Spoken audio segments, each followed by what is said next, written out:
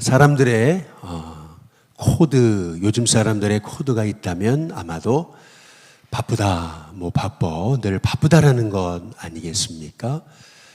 이번에도 로마의 성지순례를 가보니까 이렇게 24시간 편의점이 불야성인 나라는 우리나라인 것 같더라고요. 로마 같은 나라는 저녁에 다 이제 불 꺼지고 굉장히 어두워요. 불 켜진 곳이 한 군데더라고요. 술집이더라고요, 보니까. 나머지는 다 이제 24시간 편의점 같은 것도 없고, 우리나라 사람들이 진짜 바쁘게 사는구나. 이런 생각을 해보게 됐습니다. 사람들은 생각하죠. 바쁘게 살아야 성공한 사람인 것처럼, 누가 나를 안 불러주면 꼭 실패한 것처럼 하루 종일 핸드폰을 보고서 맨날 유튜브 왔다 갔다 하고 있는데 한 사람도 전화 안 해주면은 난 실패한 건가? 왜 나는 불러주는 사람이 없는 건가? 그래서 일부러라도 바쁘게 이제 살아가려고 힘쓰고 애쓰는 것을 볼 수가 있습니다. 여러분, 바빠야 성공한 것일까요? 불러준 사람이 많아야 성공한 것일까요? 2024 한국교회 키워드가 있습니다. 지용근이라고 목회계연구소, 요새 아주 목회자들에게 핫한 그러한 일반 사회에서 컴퓨터를 통해서 데이터를 통해서 키워드를 찾아가는 그러한 일을 해가는 참 한국교회에 요새 귀하게 쓰임받는 분이죠. 이분이 이런 얘기를 했어요. 컴퓨터를 통해서, AI를 통해서 한국교회 교인들의 가장 첫 번째 키워드, 여러분 뭔지 아십니까? 2024년 외로움입니다. 한국 사람들, 특별히 한국교회 크리스찬들 너무 외롭다는 것입니다. 너무 외로워한다는 거예요. 이게 한국교회 키워드라고 하는 거죠. 그래서 결국에는 사람들이 외로움을 해소하고자 참 많은 것을 찾아가지만 결국에는 하나님이 세우신 믿음의 공동체 속으로 이런 것들이 바로 이제 세워져야 되겠다. 이제 이렇게 그 외로움의 키워드를 어떻게 한국교회가 풀어나가야 되겠는가 이제라고 얘기하는 것입니다. 사람들이 외로우니까 이제 더 외로움을 달래기 위해서 다른 걸로 이제 바쁜 거죠. 그런데 오늘 말씀에 보면은 이제 바울도 이런 얘기를 합니다. 사도행전 26장 한번 9절에 보시면은 바울이 예수님 만나기 전에 바울이 어떤 일을 했는가 보니까 예수님 만나고 바울이 깨달은 건 뭐냐면 내가 많은 일을 행하여야 될 줄 스스로 생각했다. 많은 일을 해야 하나님이 내게 복을 주실 거라고 스스로 생각했다. 이게 얼마나 어리석은 일인지를 바울이 깨달았다라고 하는 것입니다. 하나님 없이 그냥 열심히 많은 일을 해야지만이 그것이 복인 줄 스스로 깨닫고 정말 많은 일을 해왔다라고 하는 거죠. 그 많은 일이 뭐냐면 10절에 나와 있어. 많은 성도를 오게 가두고 죽일 때 찬성 투표를 하고 모든 회당에 다니면서 여러 번 형벌하면서 강제로 모독하는 말을 하게 하고 심히 격분해가지고 심지어는 외국까지 가가지고 박해하고 이제 바울이 이제 이런 얘기를 하는 거거든요. 얼마나 하나님 없이 열심히 살았나. 이것이 이제 바울이 예수님 믿고 이제 깨달은 것이라는 겁니다. 하나님 없이 열심히 사는 거, 하나님 없이 바쁘게 사는 거. 여러분 이거를 바울이 뭐라고 얘기하냐면은 사도행전 26장 14절 이렇게 표현을 하고 있어요. 가시채를 뒷발질하는 거다. 이렇게 얘기를 합니다. 그게 네게 고생이다. 다시 말하면 하나님이 시키지도 않으신 일을 하는 거, 그게 스스로 사서 고생하는 거다. 이렇게 말씀하고 계시는 거죠. 가시채가 뭡니까? 소 같은 거를 이제 몰 때 자꾸 길에서 벗어나잖아요. 그러니까 제대로 가라고 가시채로 이제 때리는 거거든요. 그 가시채, 그러니까 나무 끝에 가시가 이렇게 붙어 있고 쇠 같은 거, 쇠붙이를 붙여가지고 뾰족하게 해가지고 그래서 소를 모는 거죠. 근데 너무 이제 아프니까 그러니까 소가 자꾸 뒷발질을 하는 거예요. 근데 뒷발질을 하면 할수록 자기에게 고생인 거거든요. 고통인 거거든요. 그러니까 가시채를 뒷발질하는 게 네게 고생이다. 스스로 사서 고생해 놓고 그냥 힘들다고 원망하는 거. 시키지도 않은 일을 했어요. 시키지도 않은 일을 열심히 했어요.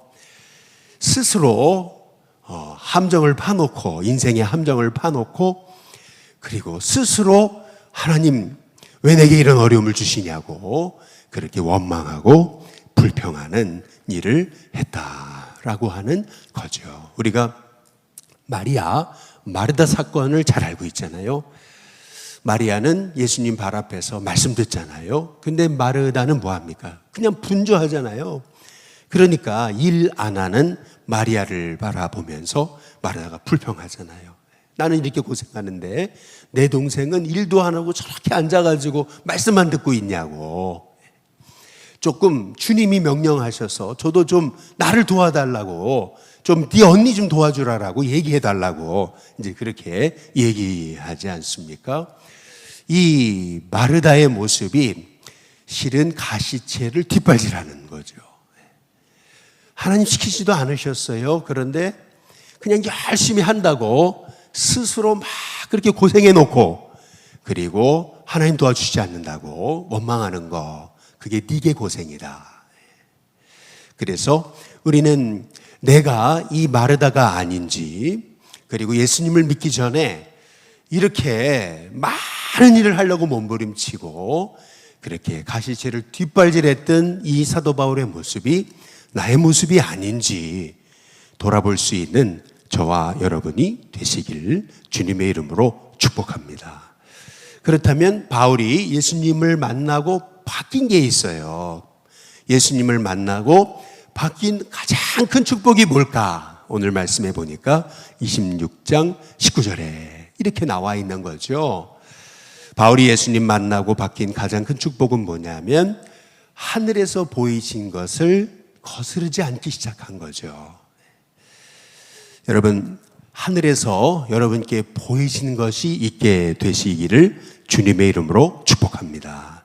신앙생활은 뭐냐면 하늘에서 보이신 것을 따라 사는 거. 여러분, 그게 신앙생활인 줄로 믿습니다.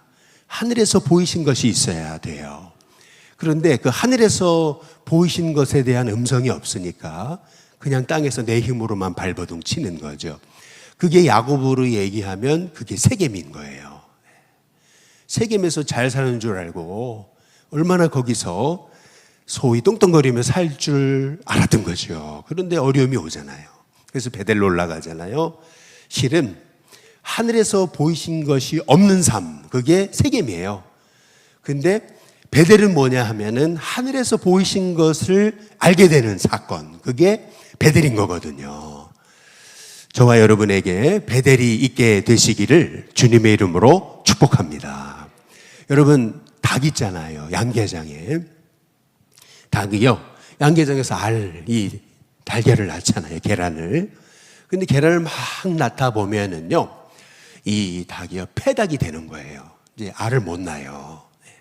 그러면은요, 그 닭은 계속 알만 낳다가, 그러니까 이제 처분해야 되니까, 맛도 없고, 그러니까요, 이제 이걸 처분을 해야 되는데, 그래서 양계장에 가가지고 폐닭을요, 사면은요, 그 폐닭이 굉장히 싸다라는 거죠. 500원, 1000원이면 이렇게 산다는 거예요. 폐닭을요. 폐닭을 이제 사갖고 오면은요, 여러분, 그 닭이 알을 낳을 수 있을까요? 없을까요? 예, 폐닭이잖아요. 알을 못 낳잖아요. 여러분, 알을 낳으십니까? 여러분, 믿음의 알을 낳으십니까? 열매가 있습니까, 여러분? 예. 우리도 혹시 폐닭 아닙니까? 나도 지금 폐닭 아니에요? 그런데요, 이 폐닭을요, 사다가 이제 한 열흘 이렇게 이상 굶겨버린대요, 그냥.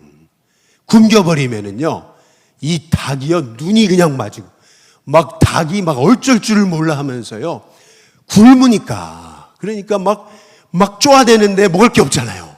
아주 굶겨버린다는 거야, 아주. 그러면은요, 이 닭이 피똥을 싸고요. 예.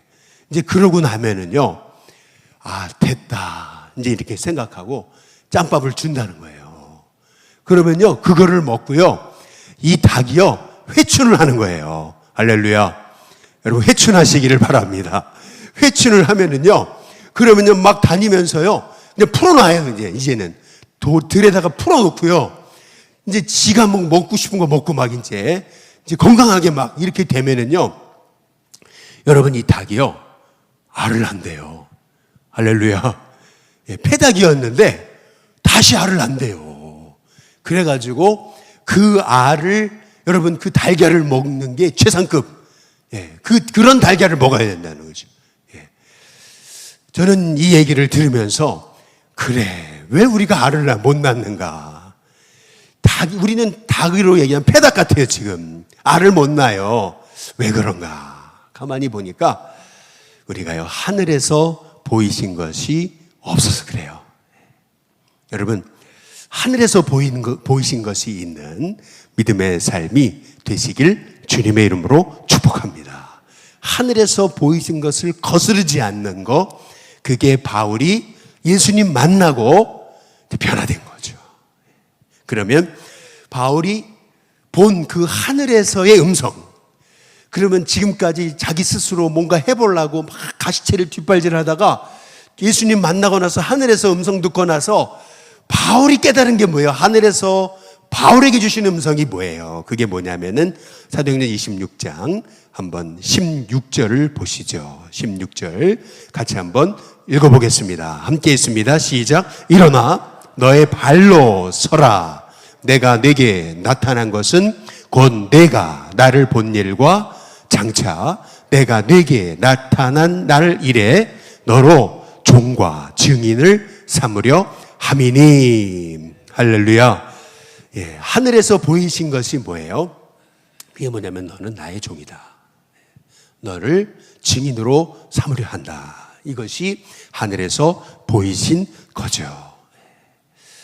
바울이 이 다메섹 도상에서 예수님을 만나고 하나님께로부터 받은 가장 큰 축복은 뭐냐면 내가 어떤 사람인지 이제서야 알게 된 거예요.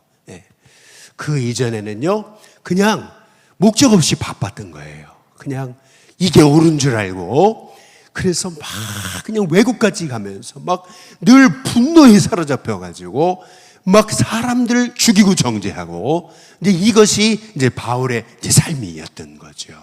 그러다가 바울이 하늘에서 보여주신 음성을 받고 바울이 바뀌잖아요. 저와 여러분도요, 이 새벽이 하늘에서 보여주신 음성이 있는 귀한 새벽이 되시길 주님의 이름으로 축복합니다. 결국 신앙생활이란 뭐냐면 하늘에서 보이신 음성이 있어야 되는 거죠. 바울에게 주신 음성은 뭐냐면 내가 널 택했다는 거예요. 내가 널 택했다.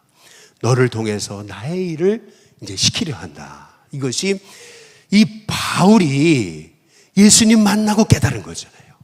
그러니까 지금 예루살렘에 복음 전하러 갔는데 붙잡혀가지고 가이사랴에 내려갔어요.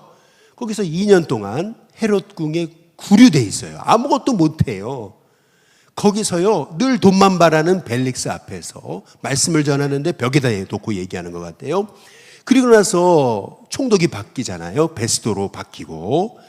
그런데 이 베스도를 통해서 유대인들은 자꾸 자기에게 함정을 쓰고 올무를 씌우려고 이제 그러는 거죠. 바울은 너무나 억울하잖아요. 막 항변을 해봐요. 근데 그때 깨달은 거죠. 아, 이 억울한 일은 단순하게 억울한 일이 아니라 하나님이 나를 이 총독들과 임금들 앞에서 복음을 전하려고 하게 하시는 거구나. 하나님의 부르심이 떠오르게 된 거죠. 하늘에서 보이신 것에 딱 붙잡히니까 거기에서 2년 동안 뭐 아무 일도 못 하잖아요. 누구를 뭐 제대로 뭐 이렇게 만나고 복음 전하고 바쁘게 삽니까? 그렇지 않아요. 너무나 무료하잖아요. 그런데 오히려 바로 그 자리에서 많은 일을 안 하는 것 같은데, 그럼에도 불구하고 거기에서 사도 바울은 하나님의 뜻을 이루는 사람의 삶을 살고 있다라는 거. 여러분, 우리가 기억해야 될 줄로 믿습니다. 뭐 많은 일을 하고 뭐 대단한 그런 일을 해야 하나님 기뻐하시는 일을 하고 있는 게 아니고, 하나님이 원하시는 일을 해야 결국 나는 하나님의 사람답게 사는 거다. 그래서 우리에게 필요한 것은 뭐냐면 하늘에서 보이신 게 있어야 된다. 그래야 그냥 헛된 일로 분주하고 그렇게 바쁘게 살아가면서 불러주는 사람 하나 없다고 해서 맨날 핸드폰 들여다보고 있는데 전화해주는 사람 없고 문자해주는 사람 없고 찾는 사람 없다고 낙심하지 않는다. 분명한 영적인 정체성을 가지고 하나님이 나를 지금 쓰고 계신다라고 하는 믿음을 갖고 흔들리지 않는다. 외로움에 사로잡혀가지고 늘 외롭다 늘 타령하지 않는다. 그러한 정말 하나님이 쓰시는 하나님의 사람으로 복되게 살아갈 수 있다라고 하는 것을 깨닫게 되는 은혜가 있게 될 줄로 믿습니다. 그래서 사도행전 26장 24절에 여러분 오늘 베스도가 바울의 말을 듣고 뭐라 그러냐면은 이렇게 얘기하잖아요. 크게 소리 내요. 성경이 강조하고 있는 것은 조그마한 소리도 아니고 큰 소리로 뭐라 했냐면 바울아 네가 미쳤구나. 여러분 사람에게 미쳤다는 소리 들어보셨습니까? 미친놈. 저거 미친 거야 저거. 미쳐가지고 저런다고. 예. 여러분 바울은 지금 하나님 기뻐하시는 일을 하는데도 벽에다 놓고 얘기하는 정도가 아니고 미쳤다는 소리를 듣고 있어요. 뿐만 아니라 27절에 보면은 전도하려고 이제 선지자를 믿으시니까 이렇게 아그리빠에게 도전을 한 거거든요. 그랬더니 28절에 아그리빠도 이렇게 얘기하잖아요. 네가 적은 말로 나를 권하여 그리스도인이 되게 하려 하는도다. 무슨 말이냐면 네가 이 짧은 시간에 이 몇 마디 말로 나를 그리스도인 되게 하려고 수작 부리지 마. 내가 어떤 사람인데 네가 그 한마디 한 거 가지고 내가 넘어갈 줄 알아? 근데 이 얘기잖아요. 네 꼬라지를 봐. 지금 쇠사슬에 매이고 그렇게 초라하고 하나님 살아계시면 널 도와줘야지. 네가 복 받았냐? 내가 복 받았냐? 봐라, 내가 복 받았지 않았냐? 이 얘기거든요. 그랬을 때 29절에 바울이 이렇게 얘기하잖아요. 바울은요 하늘에서 보이신 것을 따라 살기 때문에 여러분 미쳤다는 소리를 듣고 그리고 네 그게 복 받은 거냐 이렇게 얘기를 할 때 바울이 흔들림이 없는 거예요. 우리 29절 우리 같이 한번 읽어보겠습니다. 같이 읽습니다. 시작. 바울이 이르되 말이 적으나 많으나 당신뿐만 아니라 오늘 내 말을 듣는 모든 사람도 다 이렇게 결박된 것 외에는 나와 같이 되기를 하나님께 원하나이다. 한번 따라해 보시죠. 나와 같이 되기를. 예, 여러분의 인생에 평생 믿음으로 살고 하나님 부르시는 날이 됐을 때 나처럼 살지는 말아라 라고 말하는 인생이 아니고 나처럼 살아다오 라고 말할 수 있는 그런 인생이 되시기를 주님의 이름으로 축복합니다. 나처럼 살아다오 라고 얘기할 수 있으려면 하늘에서 보이신 음성을 따라 살아야 됩니다. 하늘에서 보이신 게 있어야 됩니다. 그래서 신앙생활은 세겜에서 베델로 찾아가는 과정입니다. 하나님께로부터 들은 음성이 있어야 돼요. 그래서 하나님의 음성을 따라 살면 내가 세상에 속지 않습니다. 내가 세상 사람들과 똑같은 키워드로 살지 않습니다. 그래서 우리에게 베델이 필요해요. 그래서 새벽이 필요한 겁니다. 분주하고 바쁜 일상을 떠나서 새벽에 하나님을 만나야 우리가 절대 세상에 속지 않습니다. 저와 여러분의 인생이 그래서 오늘 새벽을 깨우고 있고 새벽에 나와 계시다는 게 하나님의 복을 받는 사인인 줄로 믿습니다. 조금 피곤하고 한 것만 이기면 돼요. 새벽에 나와서 기도하는 인생은요 절대 헛나가지 않습니다. 새벽에 기도하기 시작할 때 하나님께서 여러분을 도우시는 은혜가 있게 될 것이고 하늘에서 보이신 게 있잖아요. 넌 내 종이다. 나의 증인이다. 내가 널 사용할 거다. 여러분 이 사도 바울이 이 음성이 있었기 때문에 미쳤다는 소리를 듣고 갖은 조롱을 받아도 당신뿐만 아니라 오늘 내 말을 듣는 모든 사람도 다 이렇게 결박된 것 외에는 다 나와 같이 되기를 원합니다. 나처럼 됐으면 좋겠습니다. 여러분 그렇게 고백하면서 그렇게 바울이 끝까지 흔들림이 없잖아요. 여러분 우리가 흔들리는 이유는 하늘의 음성이 없어서 그런 거죠. 오늘 이 새벽에 저와 여러분에게 있어서 하늘의 음성이 주어짐을 통해 여러분의 삶이 늘 바쁘고 분주하고 많은 일을 하는 것 같은데 뭐 나중에 보면 열매가 없는 패닭 같은 그런 인생이 아니라 정말 하나님 만나셔야 돼요. 그래서 하늘의 음성을 들어야 돼요. 그러면요 다시 알을 낳습니다. 늙은 닭이고 이제 내가 패닭이 돼서 알을 못 낳아요. 그렇지 않습니다. 내가 하나님을 만나지 못했기 때문에 내가 알을 못 낳는 거죠. 여러분 오늘 이 아침에 정말 하늘에서 보이신 것이 있는 하나님의 종들이 되시길 주님의 이름으로 축복합니다.